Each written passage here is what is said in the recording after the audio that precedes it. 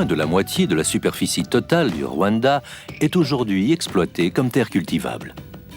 D'importantes zones humides, telles que lacs et marais, particulièrement nombreuses, sont peu ou mal utilisées à des fins de production alimentaire. Pour faire face à la croissance démographique qui exerce une pression croissante sur les terres de collines, il devient impératif de valoriser une partie de ces marécages.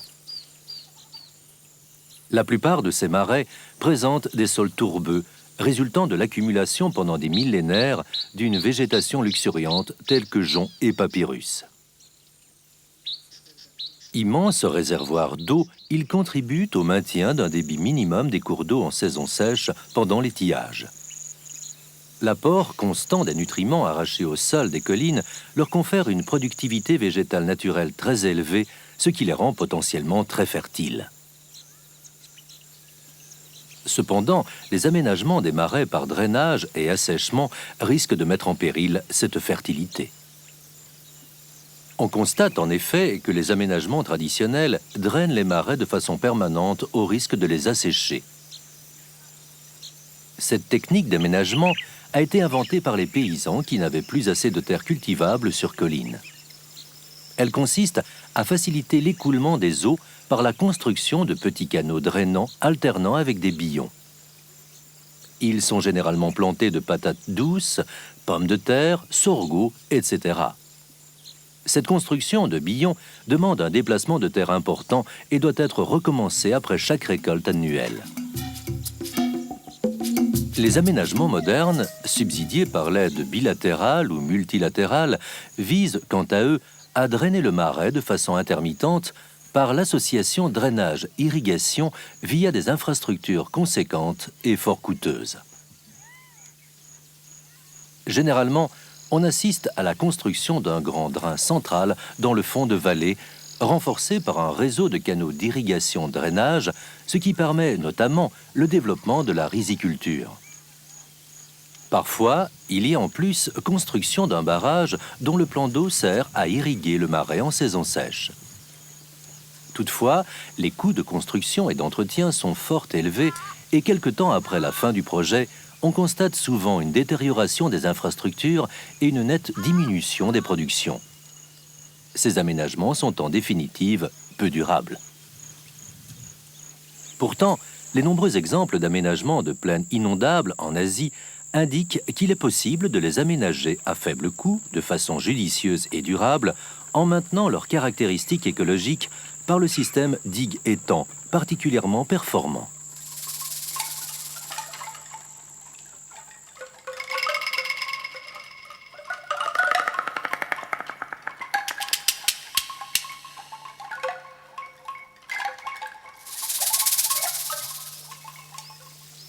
Une nouvelle alternative pour le Rwanda serait de mieux tirer parti de la haute productivité naturelle de ces zones marécageuses en les aménageant en système agro-piscicole selon des techniques largement répandues en Asie. Pour aménager les marais de façon durable, il faut maintenir et contrôler l'eau dans le système digue-étang plutôt que de la drainer, afin d'éviter la dépréciation de ces milieux très fertiles. Cette technique implique de surélever les terres au-dessus du niveau maximum d'inondation en fin de saison des pluies, ce qui conduit automatiquement à prélever des sédiments et donc à creuser des trous. Un bon aménagement de marais consistera donc à creuser des étangs et des canaux pour en récupérer les terres et pour exploiter simultanément les milieux terrestres et aquatiques via le système digue-étang. L'intensification de la production sur digue de choux, haricots, soja, maïs, etc. permet de fertiliser les eaux stagnantes des étangs par le compostage des résidus de culture.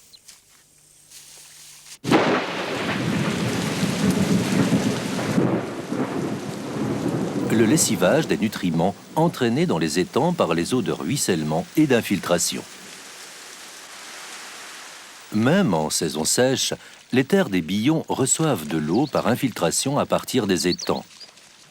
Ces terres sont enrichies en nutriments par l'épandage des vases récupérés sur le fond des étangs où elles s'accumulent inévitablement suite à la fertilisation des eaux et à l'intensification de la production piscicole. On détourne donc au profit de la production agricole un potentiel nutritif qui n'est que partiellement utilisé par les poissons. Dans le système digue-étang, la valorisation terre et eau est complémentaire. Elles permettent une intensification des productions agricoles et piscicoles. Toutefois, les récoltes régulières constituent des exportations de nutriments qui doivent être compensées par des apports équivalents. Découvrons les interactions bénéfiques entre terre et eau. L'eau, enrichie en nutriments, pénètre tout au long de l'année dans le sol des billons, ce qui permet le développement des plantes même en saison sèche. De plus, lors du curage des étangs, les vases organiques sont déversés sur les billons.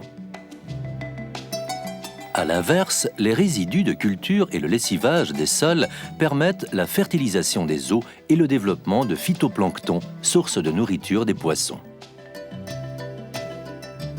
Enfin, le départ de nutriments par récolte exportée est compensé par des apports extérieurs en étangs tels que déchets ménagers ou de petits élevages.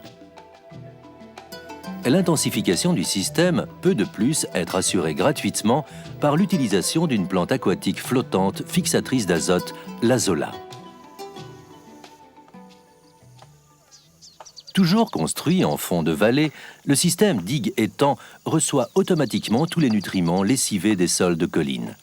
Il tire donc parti de la haute productivité naturelle des zones marécageuses. Les mauvaises herbes coupées ou arrachées sur les digues, les résidus de culture sur billons et les déchets ménagers peuvent être déversés régulièrement dans un compost aménagé en bordure de berges. Pour faciliter la décomposition de cette matière organique dans l'eau, ce compost doit être régulièrement remanié et aéré afin de libérer dans l'eau les nutriments, source de bonne production d'algues. Une autre valorisation de la végétation des berges consiste à les faire pâturer par des moutons ou des chèvres. Leurs déjections sont entraînées en saison des pluies par simple gravité vers l'eau des étangs ainsi fertilisés. Une autre façon de procéder consiste à déverser les déchets de petits élevages associés installés sur berges, comme les porcs, ou de préférence sur pilotis, les poules ou lapins. Cela permet une bonne fertilisation des eaux des étangs, dont l'eau devient rapidement verte suite à la multiplication des algues, source de nourriture des poissons tilapia. Pour le compost, l'utilisation des restes alimentaires peut également être intéressant. L'élevage de lapins est économiquement rentable, puisqu'il est possible de les élever au moyen d'une série de plantes locales abondantes dans ces zones humides. Sur les terrains en jachère, le petit éleveur privé peut récolter quotidiennement une certaine quantité de ces plantes herbacées à fleurs jaunes, blanches ou bleues.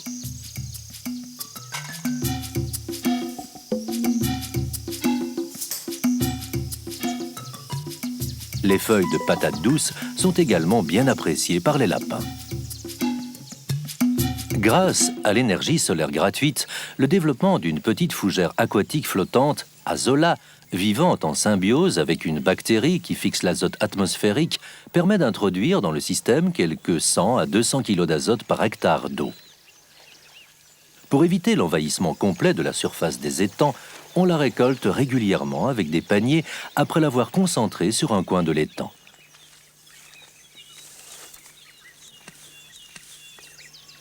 Cette récolte est ensuite étalée sur des bâches pendant 5 jours. L'exposition au soleil favorise son séchage et sa conservation à long terme.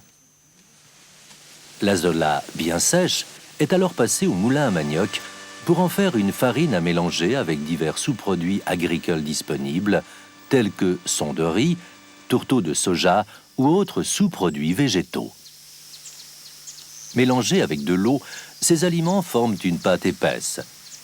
Cette pâte est malaxée jusqu'à être bien homogène. Ainsi préparée, elle permet de former des boulettes que l'on met à sécher au soleil sur un grillage. Ces boulettes séchées sont alors distribuées régulièrement aux poissons d'élevage. Les protéines d'Azola sont rapidement converties pour une part en protéines de poisson et pour une autre part en fumier de poisson. La partie soluble de ce fumier favorise la croissance du phytoplancton. Sa partie insoluble sédimente sur le fond et enrichit les vases en azote organique. Grâce à la présence permanente de l'eau, l'aménagement du marais en système digue-étang permet d'effectuer sur billon jusqu'à 3 rotations de cultures par an. Patates douces, sorgho, soja. En étang, on effectue une seule récolte de poissons par an. L'ensemble de ces productions procure, à surface équivalente, un revenu 3 fois supérieur à celui d'un marais traditionnellement drainé pour la patate douce.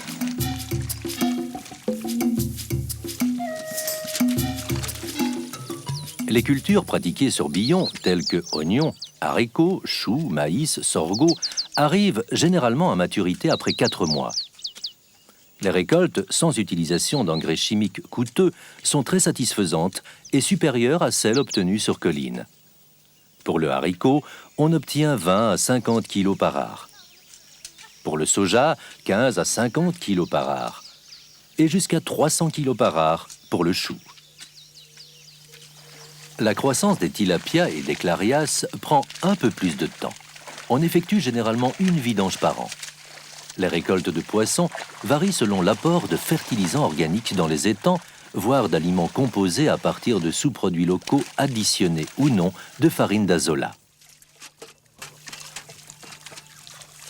Ces récoltes sont de l'ordre de 20 à 60 kg par art. En termes de revenus, elles représentent 25 à 50% de l'ensemble de la production du système digue-étang.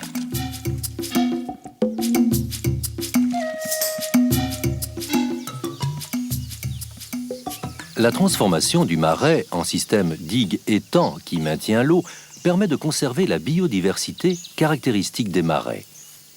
Ainsi, on peut toujours y observer des insectes typiques tels que girins ou tourniquets, libellules, et des oiseaux d'eau tels que hérons, tantales, ibis, ibis sacrés, ibis noirs, ombrettes, etc.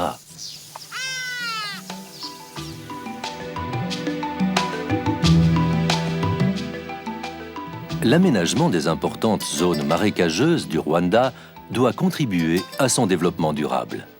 En conséquence, le maintien et le contrôle de l'eau s'imposent d'emblée. Comme alternative au drainage, il faut valoriser ces zones potentiellement très fertiles en les aménageant en système digue-étang. Grâce aux interactions contrôlées entre terre et eau, il est facile d'intensifier et de diversifier les productions du système de façon durable. L'eau maintenue dans les étangs peut s'infiltrer dans les billons et permettre ainsi jusqu'à 3 cultures successives par an.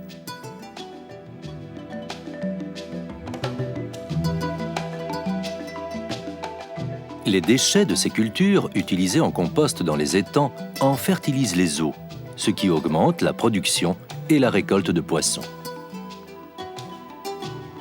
Ce type d'aménagement respecte le mieux les caractéristiques écologiques naturelles des zones humides. Il permet d'accroître la productivité des fermiers en passant d'une exploitation extensive à semi-intensive.